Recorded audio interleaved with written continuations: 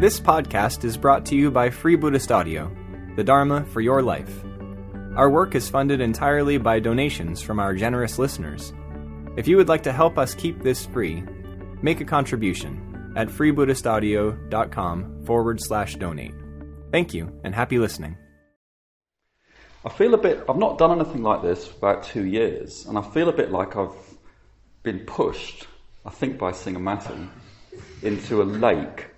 And I don't know if I can swim yet. When I was meditating, often if I'm about to do something like this, and I meditate beforehand, the talk sort of plays itself a bit through my mind, yeah? And I had a pen and paper in front of me just in case I had any new and wonderful ideas, yeah? But it didn't. It was silent, apart from thinking about things occasionally, but it was silent. Yeah, it was just like pure emotion and love.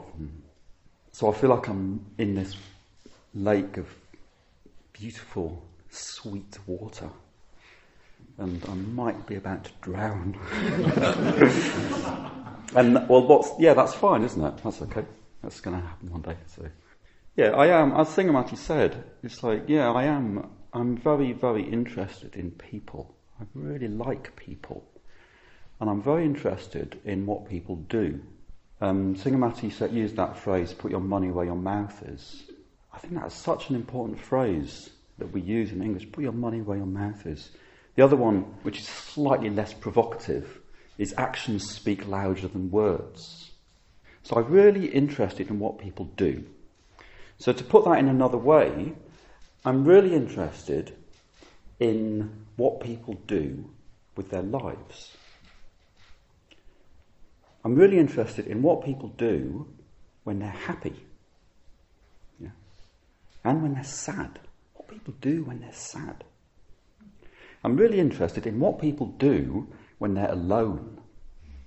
What do you do when you're alone, when no one is watching? And I hope, when I say this, things go through your mind. Yeah? Maybe things you're proud of, maybe things you're a little ashamed of, maybe just hopefully there's a richness. Yeah? I'm really interested in people. I'm really interested in what people do when they see suffering, when they see other people suffering. Yeah? What do you do? What do you feel? That's often the more usual question in Buddhist circles. I'm not that interested in what you feel. What do you do?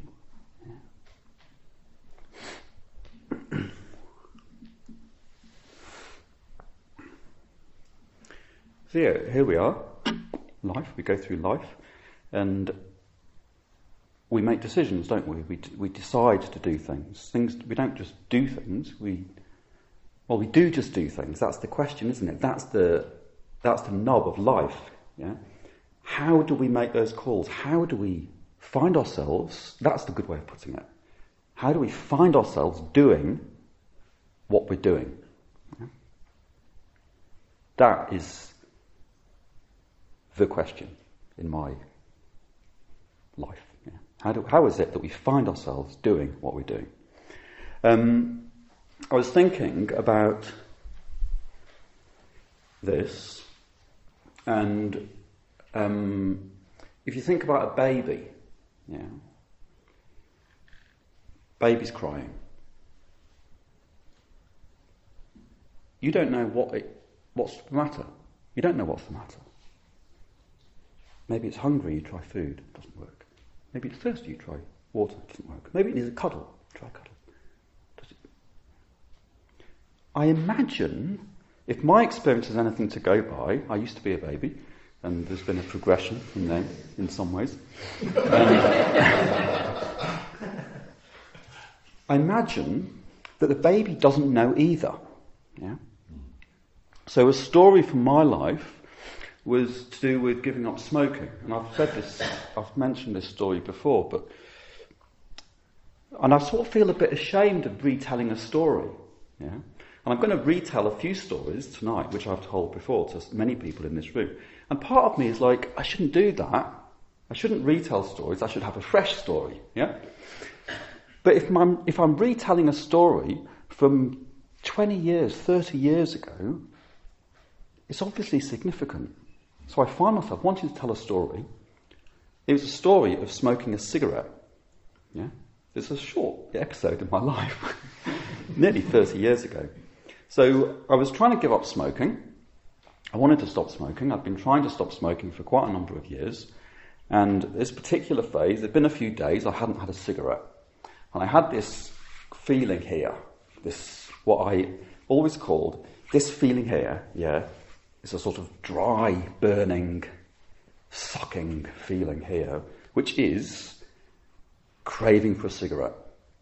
Yeah, that's what it feels like to crave a cigarette. There's this sort of something here. Yeah. So I fought with this for days, and then I rolled a cigarette, and I could feel it. I could feel this, and I was thinking, oh yeah, I need the cigarette. Lit it, and I could feel this. Halfway through, I could feel it. I'd finished it. I could still feel this thing. Yeah. And it's like, oh, that feeling, which I've always called craving for a cigarette, it's got nothing to do with cigarettes. Yeah. So I had to relearn something. I've been making choices for years based on an interpretation of a feeling which in that moment I realised was wrong. Yeah. And the whole of life opens up at that point. I stopped smoking at that point. Yeah. I did occasionally have cigarettes since then, but just as not in a addicted way. Yeah.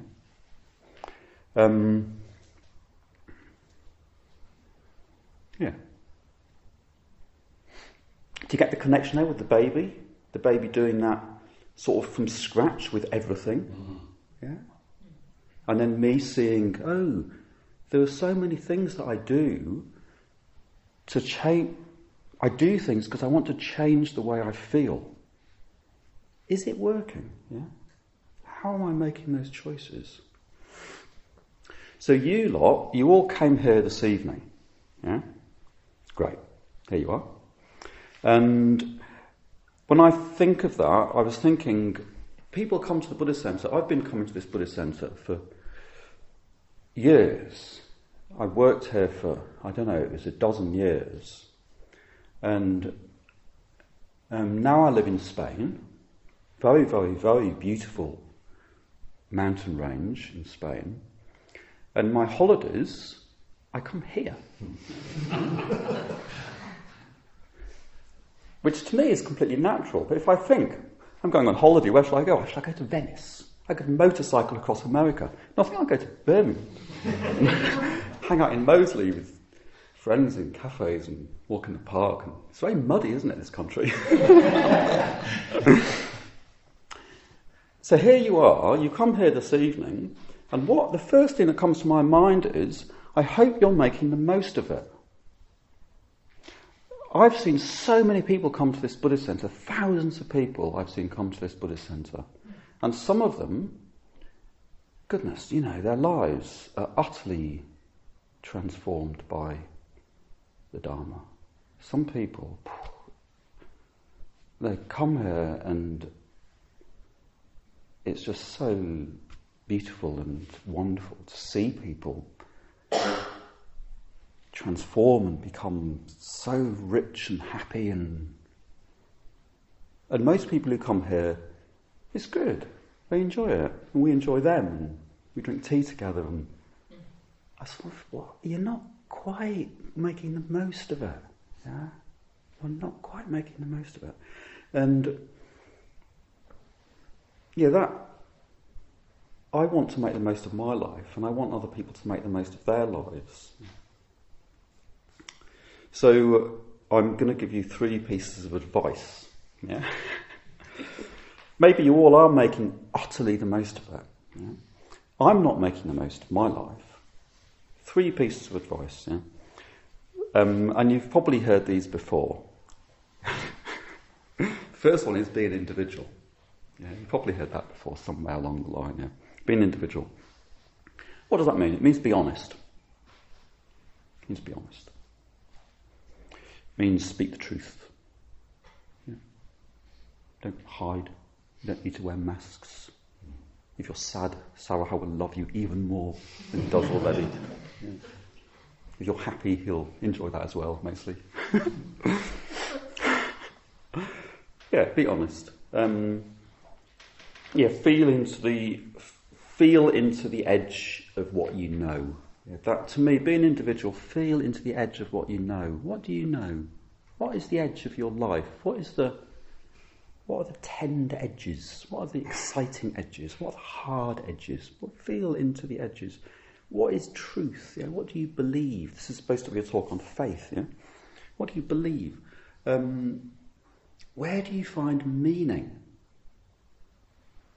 Where do you find meaning? We all find meaning in very different places and in very different ways.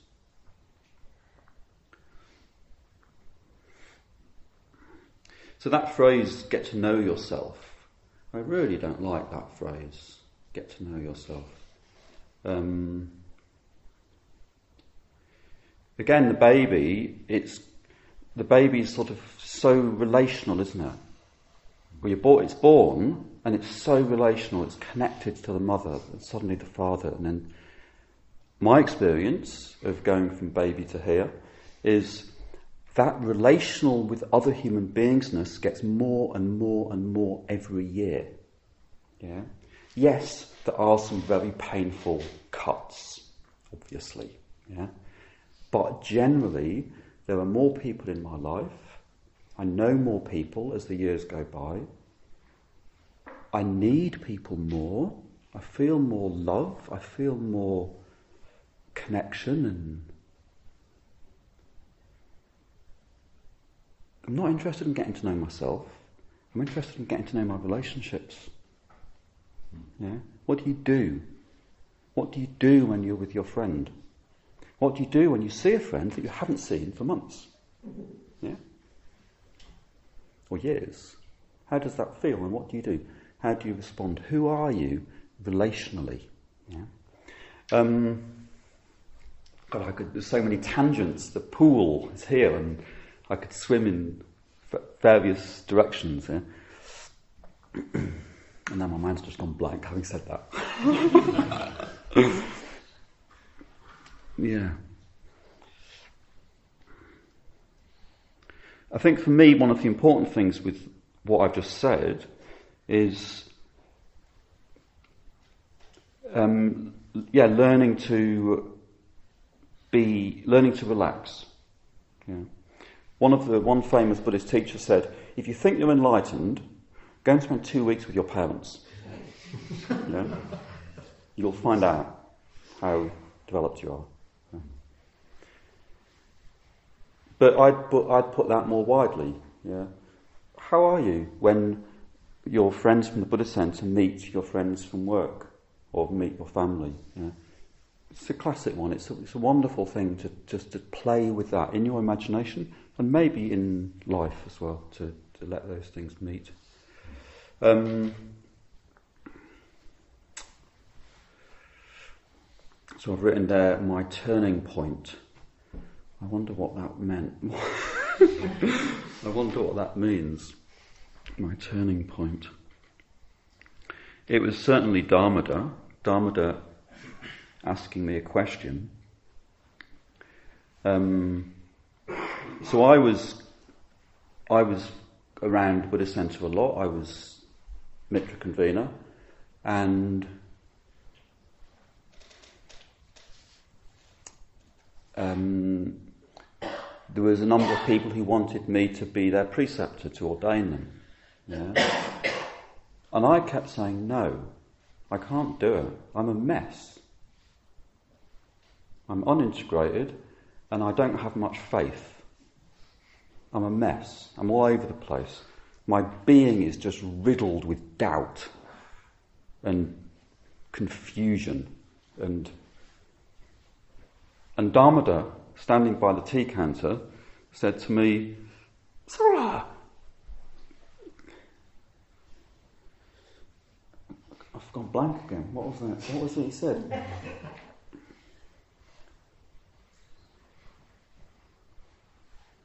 He said, Sarah, do you have much faith?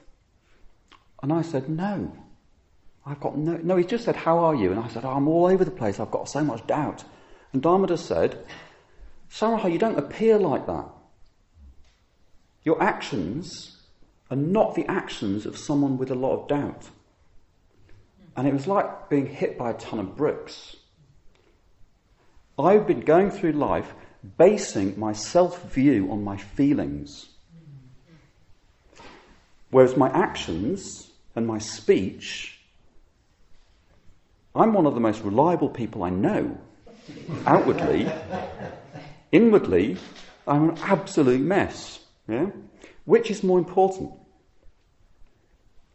Or even more, which is a truer window into what's going on here? Yeah? What's going on in this Saraha-shaped bit of the universe? Yeah? What's a truer indication of who I am, my feelings, which I've got a confused relationship with. I couldn't even tell whether I craved a cigarette or not. Yeah? Or my actions. What am I doing with my life? Yeah? What do I do when I get up in the morning? What do I do when I meet people? And that moment, I just totally changed the way I think about myself. I stopped basing my self-view on my feelings and started basing my self-view on how I live my life. Yeah. And at that point, I realised, yeah, I can do this. I can take myself seriously. And I can let other people take me seriously. And yeah, that was very good. That was a very good moment. Yeah. So, another phrase that I love in the English language, throw it up in the air. Throw things up in the air. Yeah? Imagine you've got a box of objects and you throw them up in the air. Yeah? Imagine you've got your life. Here you are, sitting here right now with your life. This is your life. You know, this is a moment. All of your past is here somehow in the room, in your experience, all your relationships. You know, you could, if I asked you now who your best friends were, you'd know. Who were your best friends from school? You might obviously. That's all here somehow. Yeah. I'm going to ask you now to throw all that up in the air. So when you throw stuff up in the air, you don't lose any of it. It's still there. But it's not in its neat little box, in its compartments. You know, you throw it up in the air, so it's all there. Every bit of your life is still there, but it's floating. It's flying up and it's floating. And so the relationships between everything are changing. You know? So my thing of my feelings, my actions and my speech, I threw it all up in the air, and I realised that my feelings are a lot less important than I've been giving them credit for. And my actions and my speech were more important. So that's an example of that. So I'm going to ask you now to turn to someone next to you. We're not going to be speaking. I might ask you to say a few words at the end to the person, but just get into a pair with somebody next to you, someone who doesn't scare you too much, ideally. And just turn to someone and look at them.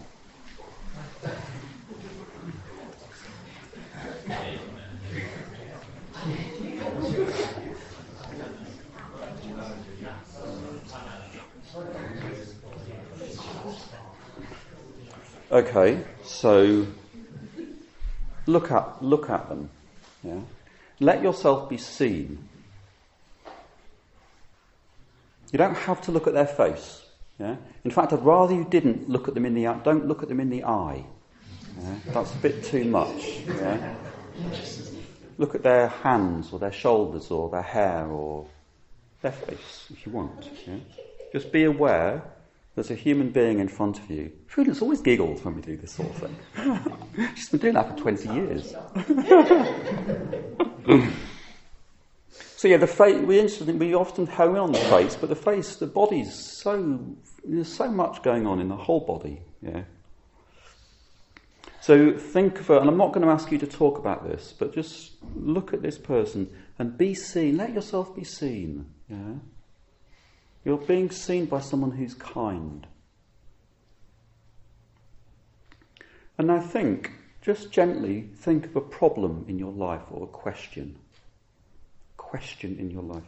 It might be something really big, like whether to ask someone to marry you or leave you, or it might be changing a job or It might be, shall I stay around a bit at the end and help wash up the mugs? It might be a little question. Yeah? Just something. And feel your whole body. Or every bit of your body. Or not every bit, but the whole, whatever's there, whatever's there. Feel all of your life is here, your relationships.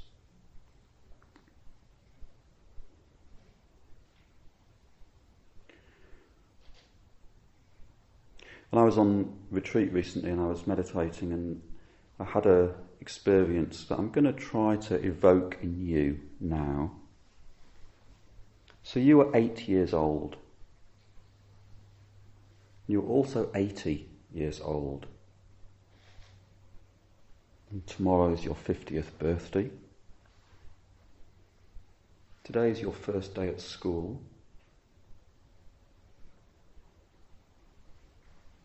It's a few months after you retire. Your first kiss. All this is here. The past, the future, the present, all this is here.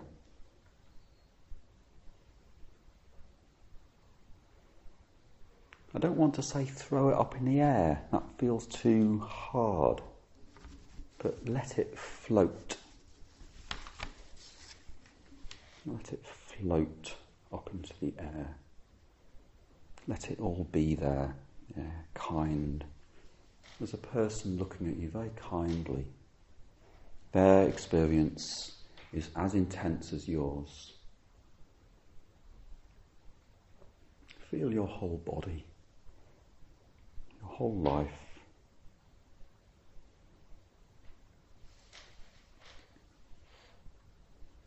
Okay, I'm not going to ask you to say anything. You can talk to the person you were looking at later if you like, or not. So my second piece of advice, and these two are, in my world, in Saraha's world, these two things are very, very similar. They're very closely related. So my second piece of advice is deepen your communication with other human beings. It's great to communicate with animals and with gods and with ghosts and with spirits. I encourage that, but really deepen your communication with other human beings. Simply that. Look at the people in this room. Some of them, you might know them for the rest of your life. Some of them. Are you making the most of them? Are you making the most of the other people in this room?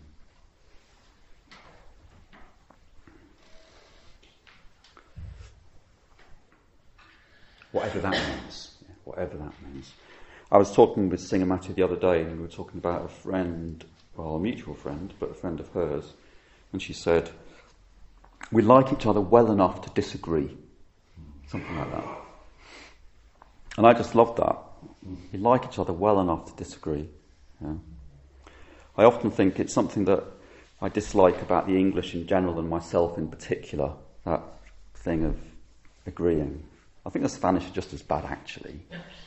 Of trust each other well enough to disagree. You could say that sentence in many different ways. We like each other well enough to disagree. We trust each other well enough to disagree.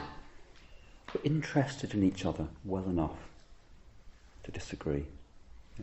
What do you need? What do you need well enough so that you can disagree with someone? What do you need in that relationship so that you can maybe agree to disagree? There's another lovely phrase in our language, to agree to disagree. Which doesn't mean ignore it. So when I was thinking about this, giving this talk, one of the first things that came to my mind that I wanted to say was every Sangha needs an argument. And I very quickly realised that I don't agree with that. I think that's nonsense. Every Sangha does not need an argument. But anyway, I'm going to say it. Every Sangha needs an argument, yeah? When I was in Manchester, before I was ordained, I was a mitra in Manchester, and there was an argument there that raged around the Buddhist Centre. There was stuff about Sangharakshita because the Guardian article came out, and there was all other stuff as well, but the real meaty argument that raged around was beauty. Is it objective or subjective? This was gripping, yeah. It was a powerful argument. It mattered. I don't know if it raged around the whole Sangha, it was me. It was a conversation between me and Moksha Priya maybe 2 or 3 times, probably. But it feels like it was an argument that raged around the whole Sangha. Is beauty a truth in the universe, or is it a subjective response? Yeah? Is beauty in the eye of the beholder, or is beauty an objective quality, a factor? Yeah? I don't have an answer. I had strong opinions then. I still hold those opinions I had then. I still sort of hold them, but much more nuanced, much lighter. Yeah, I really don't agree that every Sangha needs an argument. But it's good if it does have it is very good if it does have one, if you have one. Yeah? Maybe it's that. Every practitioner needs an argument. Maybe every practitioner needs a problem. Ratnaguna put it like that once. If you want to get anywhere with the Dharma, you need a problem. Yeah? You need something to get your teeth into. But I don't even agree with that. You need passion. You need passion. Yeah. Maybe. Yeah. So in those days, I was reading everything I could get hold of by Sangharakshita, and after a couple of years, I read a sentence which said, if you want to get anywhere, something like, if you want to get anywhere in Buddhism, you need to understand the 5 skandhas inside out and backwards. So I spent the next 4 or 5 years trying to understand the 5 skandhas was the central part of my practice. Yeah, I think when we met, that was probably still going on, and that became a problem for me, or not in a problematic sense, but it became something really passionate and gripping. So I came across Buddhism. Excuse me. I came across Buddhism, and it all just seemed very intuitive and easy. Everything I heard, yeah, that's really wise and good, and I almost sort of feel I already knew it. I'd never have said it, but it was very intuitive. Came across the 5 skandhas. I'm not going to talk about the 5 skandhas. I'll just say if you don't know, you should know them. I hope you know them. Yeah, I'm sure most of you do, inside out and backwards. Yeah. The 5 skandhas, all I'd say is it's a way of understanding the human being. The human being being the one that you generally use the word me for. Yeah? It's a way of understanding that. Yeah? So to me, when I came across the 5 skandhas and started to study them, it was very, very intuitive. It was right. It was like, this is what it is. But it was also very, very weird. A very weird way of analysing.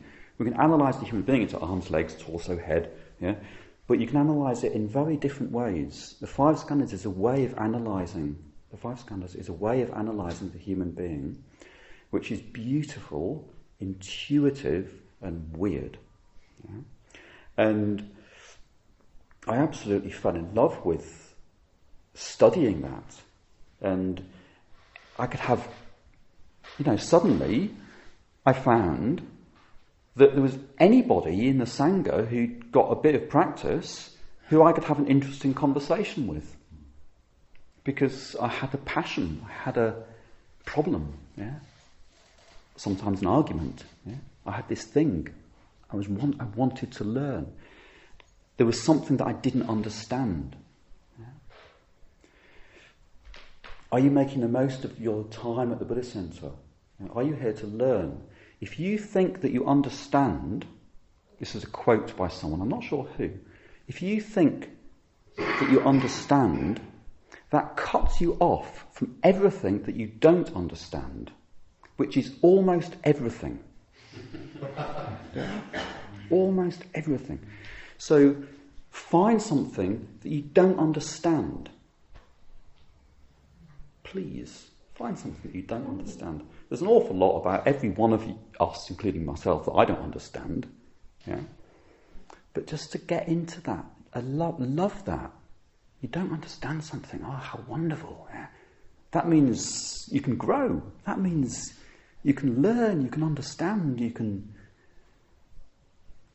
be interested. Yeah?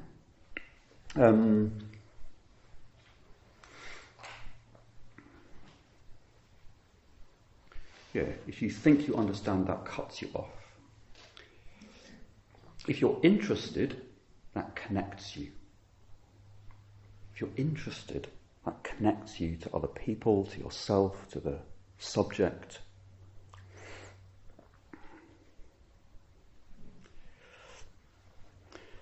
What's it called? It's in the Refuge, in the Puja book, the dedication ceremony. May our communication with one another be Sangha. May our communication with one another be Sangha. Sangha is one of the three jewels. Sangha is one of the refuges. May our communication with one another be Sangha. If you think you understand that, you're wrong. What does it mean to be Sangha? To let your communication be Sangha. Yeah, Sangha, that's one of the three jewels. The three jewels are the refuges. They're the path to freedom. They're the path to no more suffering. Yeah? How can your communication become the path to you not suffering anymore? And I don't mean you as a singular. Yeah? Your communication can be a path to you not suffering anymore. Yeah? How? Yeah? Answers on the postcard. I'll come back next year and you can tell me how that is the case.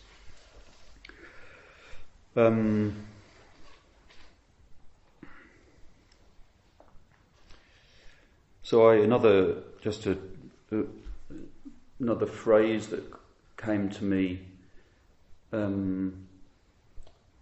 I thought I was going to die. I accidentally poisoned myself in the mountains a few years ago, and it was lovely. Actually, I felt very free. I felt. It wasn't lovely. Actually, I was puking bile for 16 hours. But there was a quality in there of ease, yeah. And at one point I asked myself, I was sort of looking for a problem somehow, and I couldn't really find one. And I thought, well, if I survive, what do I want to do? And learn better the art of friendship. That's what I want to do if I survive. Learn better the art of friendship. And it's a funny thing to say, isn't it? I want to say that. It's like every time you speak to me in the tea break, is he actually any good at this? The thing I like most is communication. Go on then.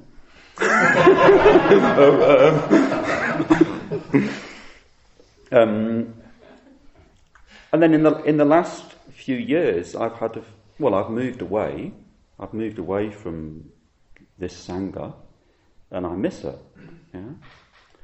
And in the last few years, I've had a few friends die, and I miss that. I can come back here and see people. I can't. The friends who've died, they're gone. Yeah. It's like, what? Did I make the most of them? Did we really see each other? Did we really meet? What a loss. Yeah? But then, hey, let's not do that. What's now? Yeah? Am I making the most of this? Yeah? Am I making the most of you? Yeah? Am I really showing myself? Am I really being honest? Yeah? There's people here who can help me. Am I letting them? Or am I too proud? Yeah? Oh, I can't learn from you, you know. Yeah. Are you really making the most of it? Are you meeting life in a way that allows you to learn? It's great. You're probably really wise already. You probably are. But you can learn more. Are you open to that? Yeah? Are you open to that? Are you open to getting to know other people? They might die. They might not be here. Yeah? I'm asking something impossible. Yeah? May our communication with one another be Sangha. Yeah? Until we're enlightened, this will all have a taste of unsatisfactoriness. Yeah? So don't set your heights too high. Don't set your sights too high in a sense. But if you want to reach the top of the trees, aim for the stars. You'll get to the top of the trees. Yeah?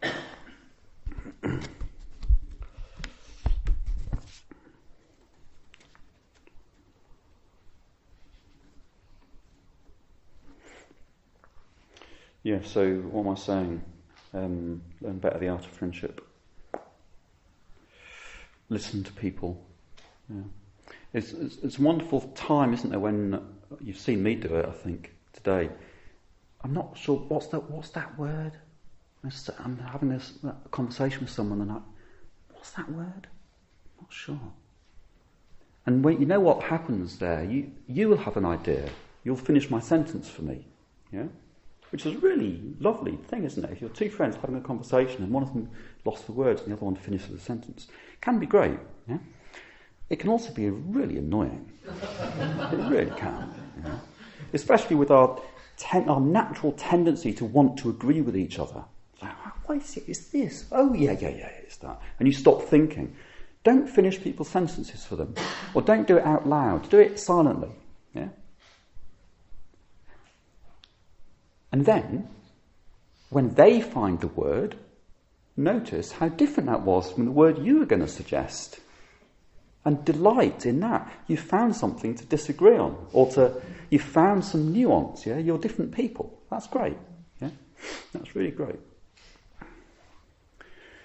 So I find with all this, if we do manage to meet other human beings, it is provoking. It's a challenge. It's like being shaken. It's like being stimulated. Yeah? Oh, we disagree. Oh, we're not the same thing. And that is hard. That is challenging. And it's an enormous relief. There's something in me which is just like, I can be honest. Hey, I can be honest. Yeah? Nothing to hide. I don't have to be anybody. I can just be myself. I'm a mess. People don't seem to mind. Yeah?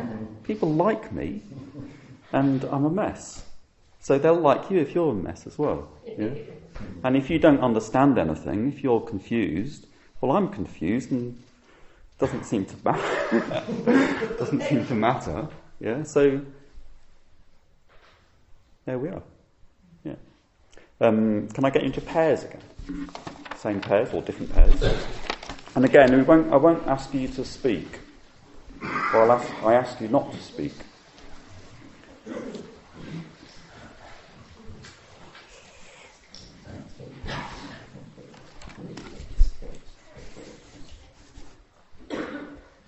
And, listen to your body.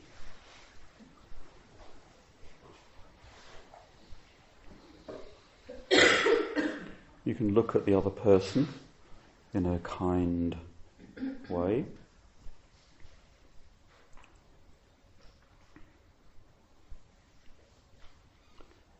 So I'm going to ask you some questions. Or no, I'm not. I'm not going to ask you any questions. I'm going to start some sentences and I'm going to stop. And I hope that you find yourself, don't force it, but I hope you find yourself fishing for a word. What's the word at the end of this sentence? Yeah?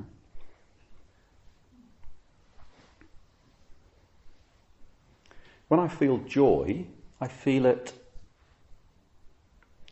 Or another way of asking the same question. When I notice, then I know that I'm happy. The Buddhist sense is friendly, but it's friendly in a certain kind of way. It's friendly the Buddhist center is. So I'm just asking you just to see what word comes and, hold it lightly. Don't let it stick. When I'm old, I want to be. When I notice ... then I know that I like somebody. And the last one, it came out of the blue. It was so... So I've got a third piece of advice. Do you remember the first two? Be an individual, which means let go, relax. And the second one, how did I put that? Not learn better the art of friendship. Deepen your communication with other human beings. Yeah. Deepen means, relax means be honest. Don't say things you don't want to say. Yeah? Don't do that. Say what's important. Yeah? The Buddha said, better than 1,000 useless words is one word on hearing which the heart becomes calm. Yeah. I was talking to someone a few months ago and they were living in a community, and they were like, I just need more solitude. I need to get away from people. And I said, no, you don't. You just need to be more honest. And they were like, ton of bricks moment, bell chimes. They needed to get away from people because they didn't feel they could be honest with people. Getting away from people is not going to help anybody. Yeah? Just be honest. Relax. It's okay. Yeah? I'm a bit grumpy today.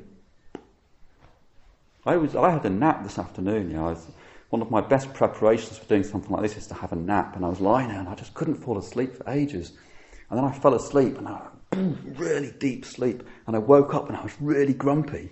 And I thought, oh no!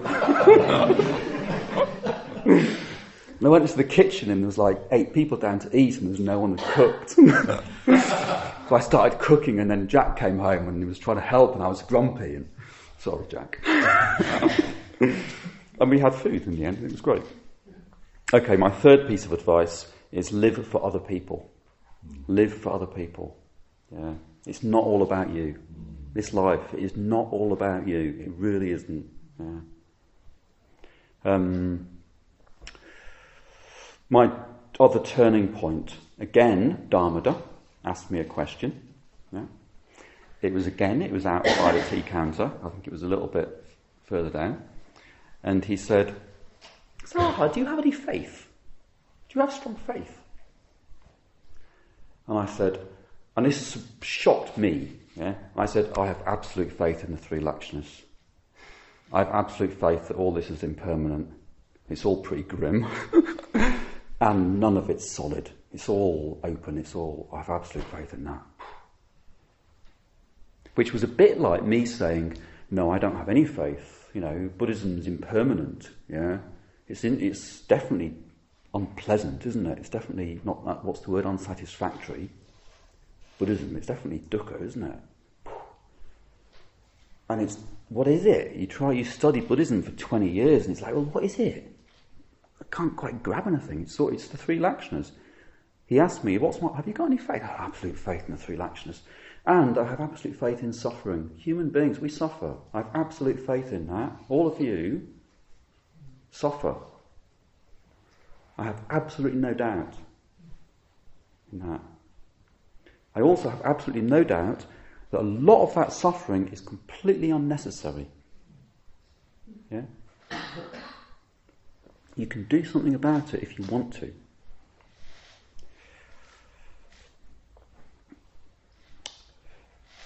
And again, Dharma asked me a question, yeah, and that brought all that out, and that changed my life. Ask people questions.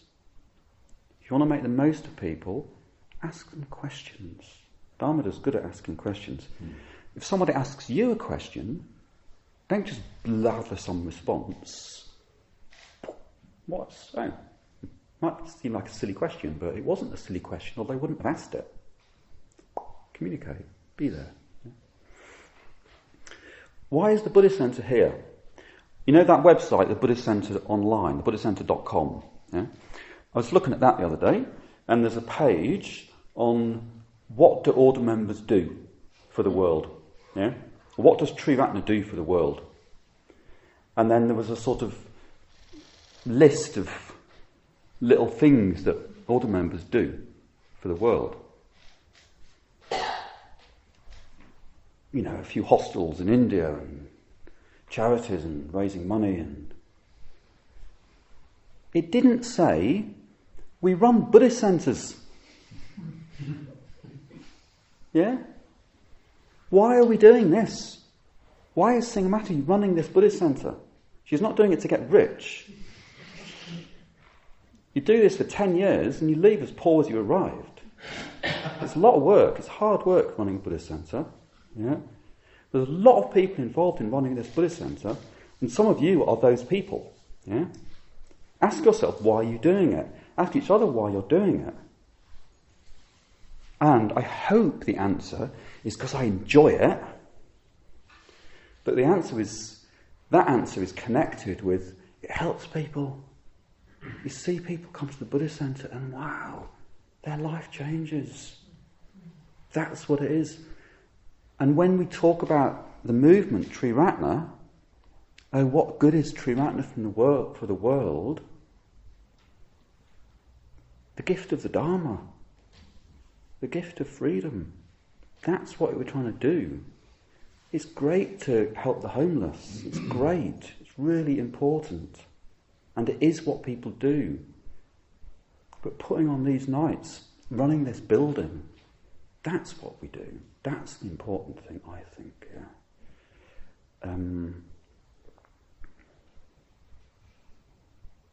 That's why I do it. I love it. I love all this. I've devoted most of my life to all this. And I love it. It's me. It's what I want to do. But if people didn't say thank you, I wouldn't have bothered. Yeah? People say, thank you, somehow you changed my life. It's like, yeah, it wasn't me. It was us. Yeah? It was us. So I left. And I live at Ikadama. And somebody asked me the other day, another question. Question's great. I was saying something positive about Ikadama, and they said, what is the best thing about Ikadama? What can Triratna learn from Ikadama? And what I said was, one thing that Ikadama is very good at is choose your audience. Yeah. So I have whenever I've taught meditation and Buddhism here or anywhere else, I've wanted people to be receptive and to learn and to their lives to improve. Yeah, I want that to happen. But I'm particularly excited when people come who are parents or teachers or doctors or anything where they engage with other people. Every human being engages with other people, which means I'm particularly delighted with everybody. Yeah. Because then it spreads out. Yeah? If I teach Metta Bhavana to a school teacher, I really hope they become a better school teacher. That's wonderful. That's what matters to me. Yeah? What Ikadama does, it's what we're saying is, okay, of all the people on the planet, some people have dedicated their lives to fighting injustice. Yeah? There's a group of people called activists, dedicating their lives to fighting injustice. Yeah? Different ways. Some of them are, really opposed to government policies. Some of them are trying to stop fracking. Some of them are campaigning against homophobia in schools. They're doing all sorts of different things. Yeah? They don't get money, people saying thank you. They don't get any money. They get arrested. They don't get treated very well when they get arrested. They have a hard life. And what Ekadharma said is these people need help. These people need the Dharma. Yeah? So we put on retreats aimed at these people who are already trying to fight injustice in the world. I hope that everybody who comes to the Buddhist Centre does start engaging fighting injustice in the world. Yeah? Even if it's just in the workplace, one of your colleagues is getting a bit shunned or bullied or sidelined. Yeah? That's injustice. Do something about it. Yeah? At least befriend them. Yeah? But that's what one of the beautiful things about Ekadharma is. Who are these people who are already deeply motivated to dedicate their lives to making the world a better, fairer, happier, kinder place? Give them the tools of the Dharma to do that with, to make them stronger, to make them happier, more effective, more powerful people. We hope you enjoyed this week's podcast. Please help us keep this free. Make a contribution at freebuddhistaudio.com/donate. And thank you.